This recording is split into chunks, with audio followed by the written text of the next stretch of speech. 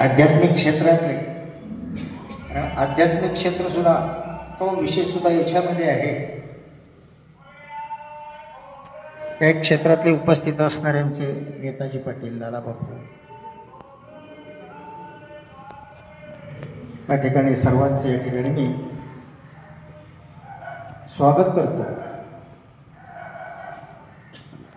की शासनाने हा जो काय उपक्रम हाती घेतलेला आहे, ग्रामपंचायत आणि गाव समृद्ध आणि सक्षम झाले पाहिजे. आता ते करण्यासाठी आणि मग ते बक्षीस जर आपल्याला मिळवायचं असेल तर त्याच्या कसोटीला आपण उतरलो पाहिजे, पात्र ठरलो पाहिजे. ते बक्षीस केलं असताना